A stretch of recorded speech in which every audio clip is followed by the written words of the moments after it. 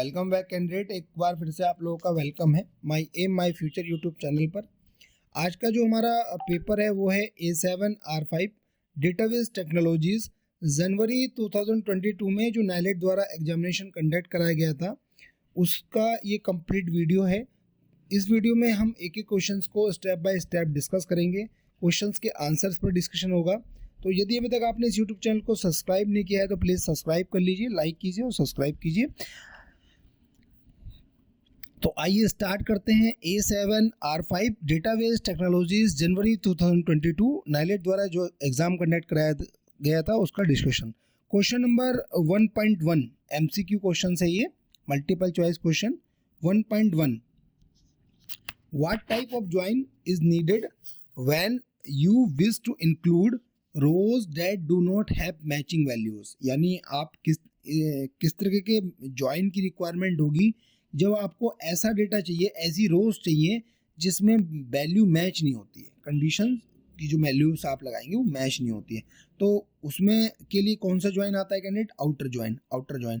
तो ये देखिए equi join, natural join, outer join, ये जितने भी ज्वाइंस हैं या जितना भी एसक्यूएल का प्रैक्टिकल है ए लेवल या बी लेवल के पर्पस के अकॉर्डिंग, उसको हमने अपने यूट्यूब चैनल पर जो है ऑलरेडी डिस्कस कर लिया है। ऑलरेडी हमने उसका ट्यूटोरियल बना दिया है। यदि अभी तक आपने उसको नहीं देखा है तो आई बटन में उसका लिंक अवेलेबल है, आप उसको देख सकते हैं। Question number 1.2 check points are a part of. तो चेक पॉइंट किसके पार्ट है? तो रिकवरी मेजर्स के पार्ट है ये। तो एक्चुअली चेक पॉइंट होता क्या है? Check point in a database are used to ensure that data changes are permanently save to disk. यानी इसका मतलब होता है कि चेक पॉइंट जो डेटाबेस में कोई भी ये इंश्योर करता है, चेक पॉइंट्स की डेटाबेस में कोई भी चेंजेस हो रहा है वो परमानेंटली रूप में डिस्क पर सेव होना चाहिए। तो ठीक है, तो चेक पॉइंट्स क्या है? एक पार्ट है किसका? रिकवरी मेजर्स का। Question number 1.3 the language that require a user to specify the data to be retrieved without specified exactly how to get it. तो देखिए कौन सी एक ऐसी लैंग्वेज है जिसके द्वारा हम डेटा को रिट्राइव करते हैं, डेटा को निकालते तो हैं बट उसमें ये स्पेसिफाई नहीं करते कि कैसे निकलेगा। तो उसको बोलते हैं नॉन प्रोसीजरल डीएमएल। डीएमएल का पूरा नाम होता है डेटा मैनिपुलेशन लैंग्वेज। अब नॉन प्रोसीजरल के बारे में थोड़ा सा समझ लेते हैं। Non procedural data manipulation language, ठीक है, एक टाइप की डेटा मैनिपुलेशन लैंग्वेज है, ठीक है, जहाँ पर ये तो स्पेसिफाई किया जाता है कि what data you want to retrieve, यानी आप क्या डेटा निकालना चाहते हो या क्या मॉडिफाई करना चाहते हो, बट ये डिफाइन नहीं किया जाता है कि हाउ टू डू, ये आप कैसे करेंगे। तो इसको बोलते हैं non procedural DML. Okay, question number अगर हम 1.4 की बात करें, the rule that a value of foreign key must appear as a value of some specific table is called. तो उसको बोलेंगे रेफरेंशियल कांस्टेंट। तो जो रूल जो रूल होते हैं किसके? फॉरेन की वैल्यू के लिए, वो किसी स्पेसिफिक टेबल्स के लिए क्या कहलाते हैं? तो वो कहलाते हैं रेफरेंशियल कांस्टेंट। अब रेफरेंशियल कांस्टेंट क्या है? तो रेफरेंशियल कांस्टेंट को आप जो है रेफरेंशियल इंटीग्रिटी भी बोल सकते हैं, बोला जाता है। और ये एक रूल है जो इंश्योर करेगा रिलेशनशिप बिटवीन टेबल्स इन रिलेशनल डेटाबेस रिमेन कंसिस्टेंट, कि जो रिलेशनशिप है दो टेबल या दो से दो अधिक टेबल के बीच में वो हमेशा बनी रहे, ये इंश्योर करेगा। इसी को बोलते हैं रेफरेंशियल कांस्टेंट। और फॉरेन की कहाँ पर यूज होता है? जब कोई की दूसरी टेबल के लिए प्राइमरी की का काम करती है, उसको बोलते हैं फॉरेन की। तो वहाँ पर क्या है कि इसलिए क्या है कि जो टेबल्स है वहाँ की रिलेशनशिप को मेंटेन करना, यही है रेफरेंशियल इंटीग्रिटी। तो क्वेश्चन नंबर 1.4 का जो करेक्ट आंसर होगा वो होगा रेफरेंशियल कांस्टेंट, ठीक है, और इसको रेफरेंशियल इंटीग्रिटी भी बोला जाता है। क्वेश्चन नंबर अगर हम 1.5 की बात करें, the clause in SQL. SQL की फुल फॉर्म भी मल्टीपल टाइम्स पूछी गई, structure query language. The clause in SQL that specifies that the query result should be sorted in ascending और descending order based on the values of one और more columns. तो देखिए एक कौन सा एक क्लाउज है, अगर आपको कोई कॉलम दिया गया और उसकी वैल्यूज को आपको असेंडिंग या डिसेंडिंग ऑर्डर में लगाना है, यानी बढ़ते हुए क्रम में और घटते हुए क्रम में। तो आप कौन सा क्लाउज यूज करेंगे, क्या स्टेटमेंट प्री डिफाइन बना हुआ है एसक्यूएल की क्वेरी के अंदर, तो ऑर्डर बाय। ऑर्डर बाय क्या करता है, ऑर्डर बाय एएससी लिखते हैं तो असेंडिंग ऑर्डर हो जाता है, ऑर्डर बाय डीईएससी लिखते हैं तो डिसेंडिंग ऑर्डर हो जाता है। तो यहाँ पर 1.5 का जो करेक्ट आंसर होगा वो होगा order by. Question number 1.6, what is disjoint less constraint. ठीक है, तो डिसजॉइंट लेस कंस्ट्रेंट क्या है, तो it requires that an entity belong to no more than one level entity set. तो इसका मतलब ये होगा एंटिटी जो है वो बिलोंग नहीं करेगी, किससे नहीं करेगी, एक या मतलब एक से अधिक लेवल एंट्री सेट से। अब ये समझ लेते हैं कि भाई डिसजॉइंट क्या है। तो disjoint less constraint is needed then an entity belong to no much more than one level of entity. देखिए इसकी रिक्वायरमेंट कब होती है, जब एक से अधिक लेवल पर एंटिटी की रिक्वायरमेंट बिलोंगिंग से नहीं होती है, संबंधित उससे नहीं होता है। तो इसलिए क्वेश्चन नंबर जो 1.6 है उसका ऑप्शन ए करेक्ट है। Question number 1.7, it is an abstraction through which relationships are treated as higher level entities. तो देखिए एक एब्स्ट्रैक्शन है, ओके, जिसके थ्रू हम रिलेशनशिप को ट्रीट करते हैं as a higher level entities, तो उसको बोलते हैं एग्रीगेशन। ओके, एग्रीगेशन होता है। Question number 1.8, what is data integrity. तो डेटा इंटीग्रिटी क्या है, it is the data content in database that is accurate and consistent. ठीक है, तो इसका मतलब क्या है कि डेटा इंटीग्रिटी का मतलब क्या है, इसको समझिए। डेटा इंटीग्रिटी का मतलब होता है कि रिफर्स टू द एक्यूरेसी, यानी डेटा एक्यूरेट होना चाहिए, बिल्कुल करेक्ट, कंसिस्टेंट होना चाहिए एंड विश्वसनीय होना चाहिए जो डेटाबेस में स्टोर हो रहा है। ठीक है, ये इंश्योर करता है कि डेटा वैलिड है, विश्वसनीय, रिलायबल है एंड कंडीशंस को मैच कर रहा है जो क्वालिटी स्टैंडर्ड है। तो डेटा इंटीग्रिटी का मतलब यही है कि ये डेटा को कंटेन करता है डेटाबेस में जो एक्यूरेट और कंसिस्टेंट है। Question number 1.9, the operation which is not consider a basic operation of relational algebra. तो बेसिक ऑपरेशन नहीं है, ठीक है, किसका, अलजेब्रा का, तो क्रॉस प्रोडक्ट नहीं है कैंडिडेट। ठीक है, तो क्रॉस प्रोडक्ट नहीं है। अब क्रॉस प्रोडक्ट को कार्टेशियन प्रोडक्ट भी बोलते हैं। ये एक ऑपरेशन है जिसके अंदर कंबाइन किया जाता है ईच, यानी प्रत्येक रो की एक टेबल की दूसरी टेबल, प्रत्येक टेबल के साथ, और रिजल्ट जो नया टेबल बन के आती है पॉसिबल होता है combination of rows from two tables. तो ये क्रॉस प्रोडक्ट है जो ऑपरेशन ऑफ रिलेशनल अलजेब्रा का पार्ट नहीं है। ठीक है, और इसको कार्टेशियन प्रोडक्ट भी बोलते हैं। क्वेश्चन नंबर 1.10 की अगर हम बात करें, which of the following is a no SQL database type. तो देखिए डॉक्यूमेंट डेटाबेसेस जो है वो नो एसक्यूएल का टाइप नहीं है। अब हम इसको समझते हैं कि भाई नो एसक्यूएल क्या है। तो नो एसक्यूएल की पहले फुल फॉर्म आपको पता चाहिए, not only SQL. Not only SQL, SQL की फुल फॉर्म पहले ही ऑलरेडी मैं डिफाइन कर चुका हूँ, जो है स्ट्रक्चर क्वेरी लैंग्वेज। एक टाइप का डेटाबेस है, ठीक है, डेटाबेस है जो प्रोवाइड करता है एक मैग्नीस्ट, यानी एक मेथड मैग्नीस्ट प्रोवाइड करता है स्टोर करने के लिए और रिट्राइव करने के लिए डेटा को, that is modelled in ways other than the tabular relations. तो आरडीबीएमएस में क्या होता है, रिलेशनल डेटाबेस में क्या होता है कि डेटा टेबुलर फॉर्म में स्टोर होता है, टेबल की फॉर्म में स्टोर होता है। बट नो एसक्यूएल क्या करता है, नॉट ओनली एसक्यूएल क्या करता है, ये एक ऐसा मेथड प्रोवाइड करता है, एक ऐसा मैग्नीस्ट देता है आपको जिसमें टेबल के रूप में डेटा आपको ना निकाल पाओगे आप, ना स्टोर कर पाओगे। ठीक है, no SQL databases are non relational, ये रिलेशनल नहीं है क्योंकि टेबल नहीं है तो रिलेशनशिप नहीं बनेगी। डिस्ट्रीब्यूटेड नहीं है, इसको डिस्ट्रीब्यूट नहीं कर सकते, एंड हॉरिजॉन्टल इसके अवेलेबल नहीं है। ठीक है, इसके लेवल है, making them well suited for handling large volume of unstructured और सेमी स्ट्रक्चर्ड डेटा। तो जहाँ पर अनस्ट्रक्चर्ड डेटा की बात होगी, स्ट्रक्चर फॉर्मेट नहीं है उसका कोई पर्टिकुलरली, सेमी स्ट्रक्चर्ड डेटा की बात होगी, वहाँ पर क्या यूज होगा, नॉट ओनली एसक्यूएल। ठीक है, क्वेश्चन नंबर 1.10 तक हमारे कंप्लीट हो गए, यानी हमने कंप्लीट एमसीक्यू को डिस्कस कर लिया है। अब ट्रू फॉल्स पर बात करते हैं। ट्रू फॉल्स पर क्या है, question number 2.1, update anomaly is not a consequence of concurrent operation. तो ये फॉल्स है कि अपडेट एनोमली एक कंसिक्वेंस ऑफ कंकरेंट ऑपरेशंस नहीं है, तो ये फॉल्स है। अब एनोमली क्या है? An anomaly refers to an inconsistency और unexpected behaviour that can occur when manipulating और querying data.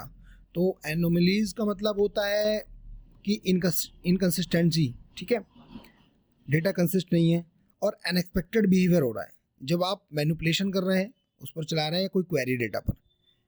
Anomalies can occur in relational database when data is not properly organize. जब डेटा प्रॉपर्ली ऑर्गेनाइज नहीं होता है तो anomalies जो होती हैं वो रिलेशनल डेटाबेस में आता है, ठीक है। तो ये क्या कह रहा है कि update anomaly is not consequence of concurrent operation. तो ये फॉल्स है, कंकरेंट ऑपरेशंस पर होता है, तो ये ट्रू होना चाहिए। Question number 2.2, secondary index are always available in MongoDB app. तो इन बिल्कुल सही है, फॉल्स है ये। क्यों? अब इसको समझते हैं। MongoDB में index are data structure that store a small portions of the collection data set in the easy to traverse form. यानी जो इंडेक्स होता है उसका क्या मतलब है कि स्मॉल पोर्शंस होता है जहाँ पे डेटा स्टोर होता है, ठीक है। वो डेटा को आप इजीली ट्रैवर्स कर सकते हैं। तो secondary index are always available in MongoDB, ऐसा नहीं है सेकेंडरी हमेशा अवेलेबल हो, वो डिपेंड करता है। प्राइमरी को बोल सकते हैं कि ऑलवेज अवेलेबल होता है, तो यहाँ पर सेकेंडरी वर्ड आ गया इसलिए फॉल्स हो गया। क्वेश्चन नंबर 2.3, देखिए यहाँ पर एक रिलेशनशिप दी गई है।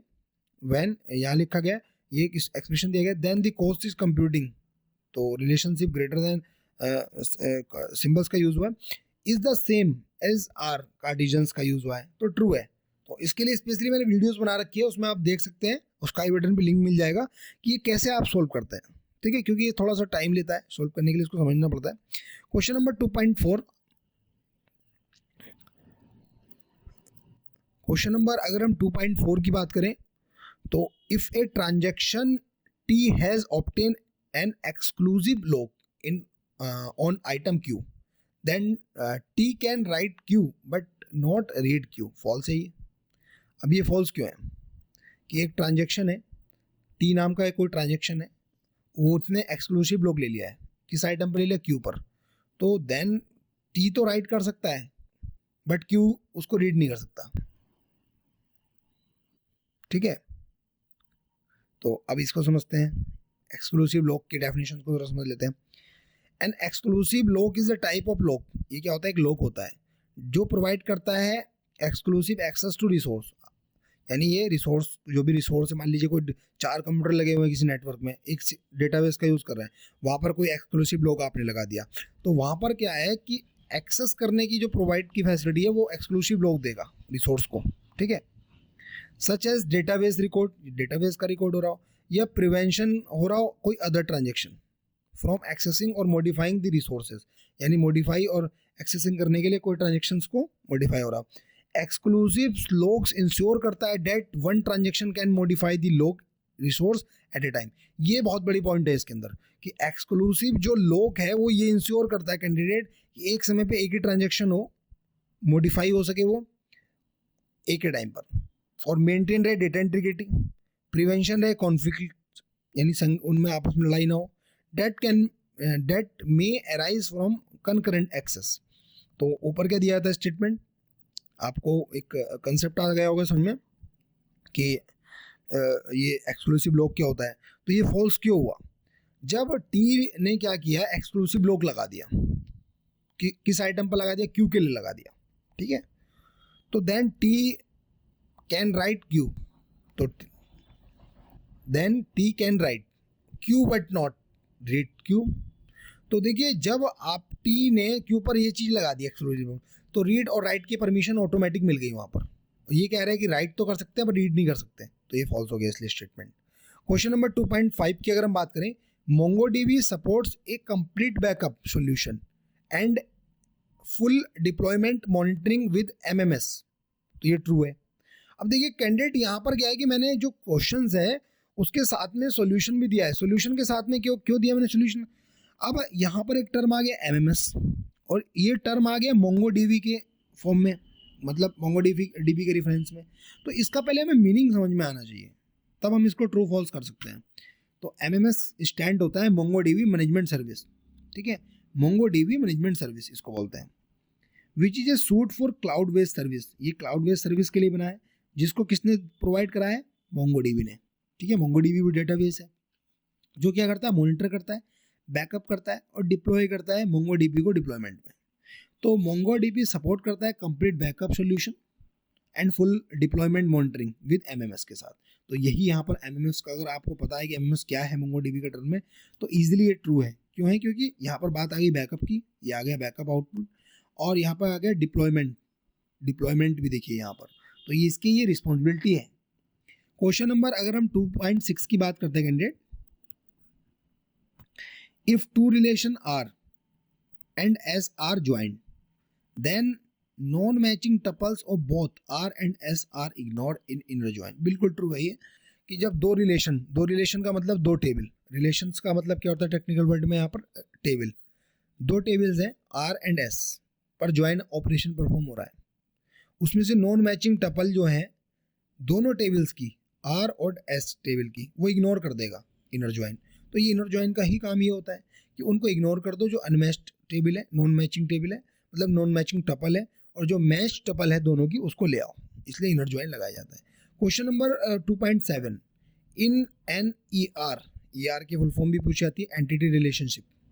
Y is the dominant entity and X is the subordinate entity, then operationally if X is deleted so is Y. तो देखिए ये फॉल्स होगा। वाई क्या है, एक डोमिनेंट एंटिटी है, ठीक है, मान लिया डोमिनेंट एंटिटी है ठीक है, डोमिनेंट एंटिटी है, वाई है आपकी डोमिनेंट एंटिटी, किसके टर्म में है, एक्स क्या है, सबऑर्डिनेट एंटिटी है। तो ऑपरेशनली जब एक्स को आप डिलीट करेंगे तो वाई होगा कि नहीं होगा, तो बिल्कुल होगा, सिंपल सा है, तो इसलिए फॉल्स है, वही काम करेंगे। जब कोई चीज़ किसी पे डिपेंडेंट है और आप उसको डिलीट करेंगे बेस को, तो क्या होगा, आगे का सिस्टम भी डिलीट होगा जो उस पर डिपेंडेंट होगा।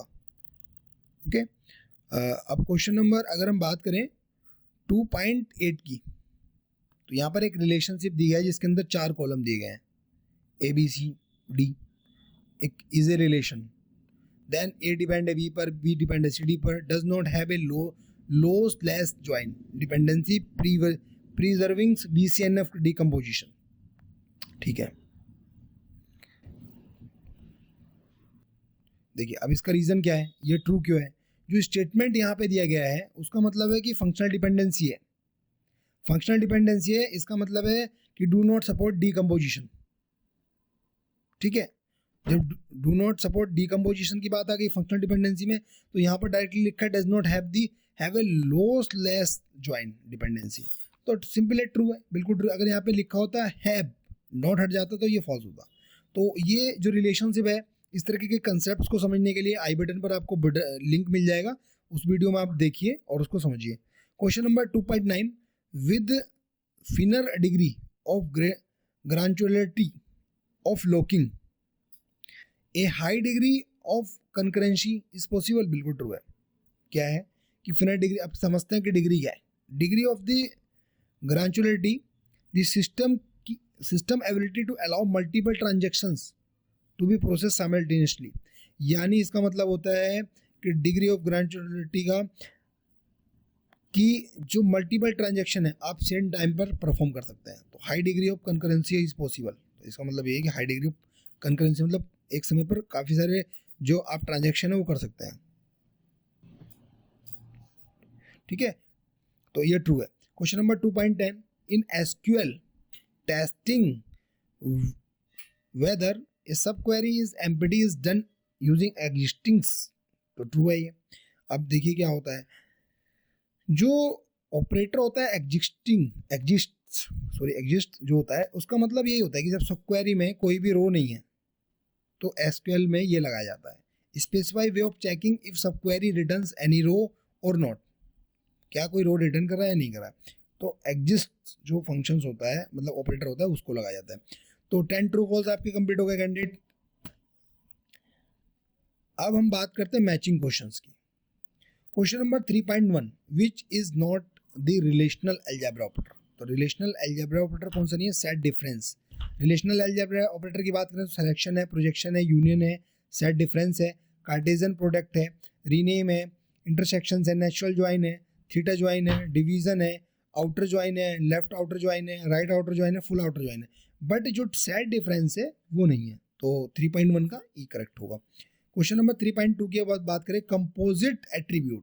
तो कंपोजिट एट्रीब्यूट क्या होता है, उसका अगर उसकी डेफिनेशन आपको पता है तो इजीली आप इसको मार्क कर सकते हैं। तो जो एट्रीब्यूट फिर से डिवाइड किया जा सकते हैं, एट्रीब्यूट का मतलब क्या है डेटाबेस में कॉलम्स, जो कॉलम्स फिर से डिवाइड किए जा सकते हैं उसको बोलते हैं कंपोजिट एट्रीब्यूट। जैसे फॉर एग्जांपल कोई कॉलम है, नेम का कोई कॉलम है, उसको आप 3 पार्ट्स में फिर से डिवाइड कर दीजिए, first name, middle name, last name, तो वो कहलाएगा कंपोजिट एट्रीब्यूट। ठीक है, तो इसलिए इसका आंसर जी होगा, इसमें डायरेक्ट लिखा भी हुआ है attribute that can be further subdivided to yield additional attribute. ठीक है, question number 3.3 how can a tuple be divided in a relational schema. How can a tuple be divided in relational schema. तो ये last paper में भी मैंने आपको बताया था कि रिलेशनल स्कीमा के अंदर, ठीक है, स्कीमा क्या है, overall structure of the database, tuple को कैसे डिवाइड कर सकते हैं आप, तो उसको कैसे डिवाइड कर सकते हैं वो तो कंसेप्ट अलग है, बट उसको बोलते क्या है, उसको बोलते हैं डोमेन्स। ठीक है, तो डोमेन्स इसको बोलेंगे। Question number 3.4 multi valued attribute. तो देखिए कंपोजिट एट्रीब्यूट पूछा गया, मल्टी वैल्यू एट्रीब्यूट। तो मल्टी वैल्यूड एट्रीब्यूट क्या है, तो attribute that can have more values, एक ऐसा एट्रीब्यूट जिस पर एक से अधिक वैल्यूज हो सकती हैं। तो बिल्कुल सही है, जैसे एड्रेस है, एक से अधिक वैल्यूज हो सकती है, किसी का परमानेंट एड्रेस होता है, किसी का करस्पॉन्डेंस एड्रेस भी हो सकता है, दोनों एड्रेस सेम भी हो सकते हैं, डिफरेंट भी हो सकते हैं, मल्टीपल वैल्यूज हो सकती है वहाँ पर। Question number 3.5 the problem caused by independent multi value dependencies is eliminate in which of the normal form. जो प्रॉब्लम है इंडिपेंडेंटली मल्टी वैल्यू डिपेंडेंसीज होती है इसमें, जो एलिमिनेट करती है, तो वो कौन सी नॉर्मल फॉर्म है, वो फोर्थ नॉर्मल फॉर्म होती है कैंडिडेट। तो सारी की सारी जो नॉर्मल फॉर्म्स है ऑलरेडी हमने थ्योरेटिकल जो लेक्चर्स है उसमें कवर कर लिए हैं, तो आप वहाँ से भी समझ सकते हैं। क्वेश्चन नंबर 3.6 ट्रिगर क्या है, ट्रिगर इज, तो ट्रिगर क्या है, देखिए ऑटोमेटिकली एग्जीक्यूशन होने वाली चीज़ है। It is a procedural code, ठीक है, विच इज़ एग्जीक्यूटेड ऑटोमेटिकली। बिल्कुल सिंपल है, ट्रिगर क्या है, ऑटोमेटिकली आपने प्रोसीजरल कोई कोड लिख दिया जो ऑटोमेटिकली जो है एग्जीक्यूट हो जाएगा किसी इवेंट, किसी पर्टिकुलर रिस्पॉन्स पर या इवेंट पर जिस पर आप कंडीशन पर अप्लाई करेंगे। मान लीजिए आपने एक ट्रिगर लगा दिया कि 25 तारीख को 25 डेट को ये ट्रिगर एग्जीक्यूट होना है, सबके पास जिनका बर्थडे है, हैप्पी बर्थडे है, उनको मैसेज जाना है, तो ट्रिगर का काम यही होता है कैंडिडेट। ठीक है, तो ऑटोमेटिकली एग्जीक्यूट हो जाएगा।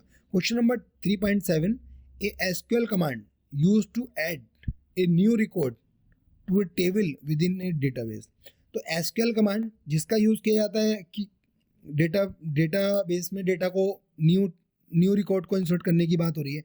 तो यहाँ पर देखिए जो इसका जो आंसर है वो यहाँ पर अपडेट दिया हुआ है, क्योंकि इसके अंदर कोई भी क्वेरी नहीं दी गई है ऑप्शनल्स में। नाइनलेट क्या करता है, कोई क्वेरी नहीं दी गई है, तो ये क्वेश्चन थोड़ा सा अलग है।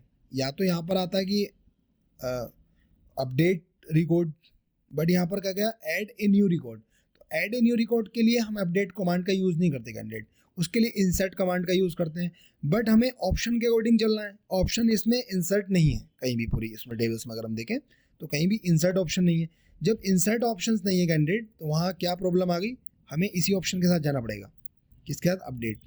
हो सकता है कोई मिस्टेक हो गई हो, तो ये एल इसके साथ मैच हो जाएगा। Question number 3.8 transparent DBMS. तो ट्रांसपेरेंट डीवीएमएस किसको बोलते हैं, तो ट्रांसपेरेंट डीवीएमएस का मतलब होता है can not hide sensitive information from user. Sensitive information को यूजर से हाइड करके नहीं रखा जाता, उसी को बोलते हैं transparent DBMS. Question number 3.9 refers to the validity, accuracy and consistency of the data in database। तो उसको बोलते हैं डेटा इंटीग्रिटी। तो देखिए टर्म जो है वो घूम फिर कर वही सब आते हैं। अगर आप सारी वीडियोस हमारी देखेंगे तो इजीली आप बहुत सारे टर्म्स आपको याद हो जाएंगे। और अगर आप थ्योरेटिकल वीडियोस देखें तो इतनी कंफर्टेबल हमने आपके लिए बनाई है कैंडिडेट कि उसमें आप क्या है कि data integrity, domain, tuple, attribute, सारी चीज़ें उसमें आपको बताई गई हैं। और हमारा मेन ऑब्जेक्टिव ये नहीं है कि आपको ओनली ए लेवल या बी लेवल पास कराएं, हमारा मेन ऑब्जेक्टिव ये है कि आपको एक एम्प्लॉय के लिए जनरेट करें, आपको नौकरी मिले या आप अपना बिजनेस करें, तो आपको नॉलेज होना बहुत ज़रूरी है। जॉब्स बहुत सारी आईटी फील्ड में, बट आपको एक्टिव होना बहुत ज़रूरी है। ये एक जर्नी है, एक यात्रा है जिसमें आप मेरे साथ ज्वाइन हुए हैं। Question number 3.10, read log. तो रीड लॉग का क्या आंसर होता है? तो रीड लॉग क्या होता है? रीड लॉग को बोला एक शेयर लॉग भी बोला जाता है। तो देखते हैं क्या ऑप्शन दिया हुआ है यहाँ पर। तो देखिए यहाँ पर बिल्कुल करेक्ट है, सी इसका मैच हो गया, शेयर लॉग। अब इसको समझते हैं कि रीड लॉग होता क्या है। तो एक रीड लॉग को दूसरा नाम होता है शेयर लॉग। तो जो लोग जानते थे कि डेफिनेशन में हमने बताया था कि भाई रीड लॉग को शेयर लॉग बोलते हैं, तो ऑप्शन मैच कर जाएगा। और एमसीक्यू में और मैचिंग क्वेश्चन में डिफरेंस क्या है कैंडिडेट? मैचिंग क्वेश्चन में अगर आपका एक क्वेश्चन का आपने गलत मैच कर दिया तो दूसरा ऑटोमेटिक गलत हो जाएगा, तो एक के साथ दूसरा भी। A read lock also known as share lock, इसको शेयर लॉग भी बोलते हैं। ये एक टाइप का लॉग होता है जो डेटाबेस मैनेजमेंट सिस्टम में लगाया जाता है कंट्रोल करने के लिए एक्सेसिंग को। जब एक ही समय पर एक्चुअली क्या होता है, डेटाबेस में एक समय पर काफ़ी सारे रिसोर्सेज एक ही डेटाबेस को एक्सेस कर रहे होते हैं। वो डेटाबेस की टेबल को एक्सेस कर रहे हैं, रो को कर रहे हैं, पेजेस को कर रहे हैं। जब एक ट्रांजैक्शन एक्वायर होगा, जब कोई ट्रांजैक्शन पर आप रीड लॉग लगा देंगे, वो किसी रिसोर्स का लॉग यूज़ कर रहा है, तो ये इंडिकेट करेगा that the transaction intends to read the resource and prevent other transaction from acquiring exclusive logs. यानी राइट, मान लीजिए कि आपने एक कोई ट्रांजैक्शन परफॉर्म हो रहा है, उस पर आपने रीड लॉग लगा दिया, तो वो उसको रोकेगा। कोई अगर उसको एक्सेस करने का, सेम रिसोर्स को साइमल्टेनियसली एक्सेस करने का प्रयास करेगा, तो उसको वो रोकेगा और तब तक रोक के रखेगा जब तक वो टास्क परफॉर्म नहीं हो जाएगा। ठीक है, तो ये होता है रीड लॉग का काम। तो 10 हमने मैचिंग क्वेश्चंस भी डिस्कस कर लिए। आइए डिस्कस करते हैं fill in the blank questions को। 4.1 की अगर हम बात करें, ए ट्रांजैक्शन इज इन, तो यहाँ पर फिल इन द ब्लैंक्स में आएगा committed state after the final statement has been executed. देखिए ये एक प्रैक्टिकल क्वेश्चन है। अगर आपने प्रोसीजर चलाया या आपने मल्टीपल कमांड्स चलाई और फाइनली आपको सबको सेव कराना है, तो वहाँ पर कमिटेड एक स्टेटमेंट होता है, वो यूज होगा। ठीक है, तो इसका ऑप्शन होगा committed. Question number 4.2, an ER diagram यानी entity relationship diagram, total participation is represented by double line. जहाँ भी टोटल पार्टिसिपेशन की बात होगी ER डायग्राम्स में, वहाँ डबल लाइन्स का यूज होगा। Question number 4.3, is not a characteristic of A relational database model. तो कौन सी कैरेक्टरिस्टिक नहीं है? तो ट्री लाइक स्ट्रक्चर जो है वो एक कैरेक्टरिस्टिक नहीं है। जबकि अगर रिलेशनल डेटाबेस की मॉडल की बात करें, टेबुलर स्ट्रक्चर का यूज़ होता है, ट्री लाइक स्ट्रक्चर का यूज़ नहीं होता है। तो यहाँ पर नोट शब्द आ गया और जोड़ दिया उसको रिलेशनल डेटाबेस का, तो ट्री लाइक स्ट्रक्चर का यूज़ नहीं होता है। अगर यहाँ पर होता है कि कौन सी कैरेक्टरिस्टिक्स का यूज़ होता है, तो टेबुलर स्ट्रक्चर का यूज़ होता है। कैंडिडेट, मैं आपको इस तरह के क्वेश्चन के आंसर भी इस तरीके से एक्सप्लेन करता हूँ कि मान लीजिए कल नाइलेट ने इस क्वेश्चन को हटा दिया, is a characteristics, is not a characteristics, not word हटा दिया, तो इसका ऑप्शन ही चेंज हो जाएगा, वो टेबुलर स्ट्रक्चर आ जाएगा। ठीक है, question number 4.4, the graphical representation of a query. तो अगर graphical representation of a query कहलाएंगे तो क्वेरी ट्री कहलाएगा। ठीक है, question number 4.5, most no SQL database supports automatic replication, meaning that you get high ability and disaster recovery। तो देखिए no SQL database support करता है क्या? रेप्लिकेशन सपोर्ट करता है। रेप्लिकेशन का मीनिंग यहाँ पे बता दिया गया है कि हाई तो एबिलिटी होगी, ज़्यादा से ज़्यादा लोग उसको एक्सेस कर सकते हैं, high abilities, and disaster recovery, अगर कोई प्रॉब्लम आ गई तो रिकवरी बहुत जल्दी होगी, बहुत अच्छे से ईजिली कर सकते हैं आप। Question number 4.6, in B tree the number of keys in each node is, तो 1 less than the number of it children. तो बी ट्री का क्या कंसेप्ट है? बी ट्री में क्या होता है, जो नंबर ऑफ कीज होती हैं वो प्रत्येक नोड की एक कम होती है नंबर ऑफ चिल्ड्रन से। ठीक है, question number 4.7, in a multi user database, यानी मल्टी यूजर डेटाबेस है, एक समय पर काफ़ी सारे यूजर उस डेटाबेस का यूज़ कर रहे हैं। If 2 user wish to update the same record at a time. ठीक है, एक मल्टी यूजर डेटाबेस है, एक ही समय पर सेम टाइम पर सेम रिकॉर्ड को 2 यूजर क्या कर रहे हैं? अपडेट कर रहे हैं। They are prevented from doing by the record log. देखिए तो जब इसी तरीके की कंडीशन से बचने के लिए रिकॉर्ड लॉक का यूज़ होता है कि जब एक ही रिसोर्स है, ठीक है, उसको सेम समय पर सेम रिकॉर्ड को दो यूज़र अपडेट करेंगे तो उस चीज़ से बचने के लिए रिकॉर्ड लॉक की जो फैसिलिटी है उसका यूज़ करेंगे। Question number 4.8, if both the functional dependencies, यहाँ फंक्शनल डिपेंडेंसीज दी गई है, एक्स वाई पे, वाई एक्स पर है, दो एट्रीब्यूट लिए गए हैं एक्स एंड वाई, रिलेशनशिप पूछा गया है कि एक्स एंड वाई में, तो 1:1 रेशियो का है, सिंपल है 1:1 रेशियो का है। Question number 4.9, for correct behaviour during recovery endo and redo operation must be ID important, ठीक है, इसको बोलते हैं आईडी इम्पोर्टेंट। ये होता क्या है, आईडी इम्पोर्टेंट का मतलब होता है एन ऑपरेशन और query that can be applied multiple times without changing the result beyond the initial application. तो इसका मतलब ये होता है कि किसी बिहेवियर को तो चेंज नहीं करेगी, मल्टीपल टाइम्स पीछे के बैकग्राउंड को चेंज नहीं करेगी, बट काम करेगी, अप्लाइड होगी। तो करेक्ट बिहेवियर जब हम रिकवरी कर रहे हैं या आगे या पीछे जा रहे हैं ऑपरेशंस में, तो इन आईडी इम्पोर्टेंट का यूज होगा, ठीक है। Question number 4.10, the part of a database management system which ensures that the data remains in a consistent state is, तो ट्रांजेक्शन मैनेजर उसको बोलते हैं। जो पार्ट है डेटाबेस मैनेजमेंट सिस्टम का जो इंश्योर करता है कि डेटा जो बचा जो है वो कंसिस्टेंट स्टेट में है, तो ये ट्रांजेक्शन मैनेजर का वर्क है। तो कैंडिडेट देखिए यहाँ पर हमने 40 क्वेश्चन डिस्कस कर लिए और एवरी क्वेश्चंस को प्रॉपरली हमने आपको समझाया है, ठीक है।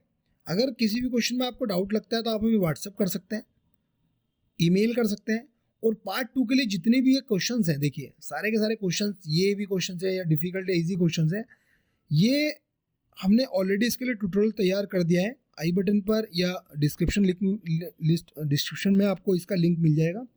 आपको ये वीडियो कैसे लगी ये ज़रूर हमें आप बताइए, और आपकी क्या क्वेरी है, आप किस तरीके की वीडियोस हमसे एक्सपेक्ट करते हैं वो भी हमें बताइए, हम कंप्लीट सॉल्यूशन देंगे। और कैंडिडेट स्टडी करिए, अच्छी स्टडी करिए, क्योंकि आईटी सेक्टर के अंदर जॉब लगना इतना इजी नहीं है, उसके लिए आपको प्रॉपर नॉलेज होनी चाहिए, छोटे छोटे जो वर्ड है उनकी मीनिंग होना पता होना चाहिए। आप ये नहीं है कि आपने पढ़ाई तो कर ली बट प्रैक्टिकल नॉलेज नहीं है, आपने पेपर तो पास कर लिया बट आपको प्रैक्टिकल नॉलेज नहीं है। और हमारे यूट्यूब चैनल पर आपके लिए स्पेशली जब भी आपका नाइलेट का एग्ज़ाम कंडक्ट होता है जुलाई या जनवरी सेशन में, या जब भी होता है, तो उससे 10 दिन पहले या 5 दिन पहले मैराथन सीरीज़ को लेके आते हैं। बट वो मैराथन सीरीज़ कब आती है, जब आपका प्यार हमें मिलता है, जब आप हमसे बोलते हैं कि सर हमें मैराथन सीरीज लेके आइए, हम कितने पानी में हम ये चेक कर लें, तब हम लेके आते हैं। तो बने रहिए हमारे यूट्यूब चैनल के साथ और बताइए कि कैसे लगी वीडियो, और शेयर कीजिए अपने फ्रेंड्स के साथ। Thanks for watching this video. Okay, bye bye, enjoy.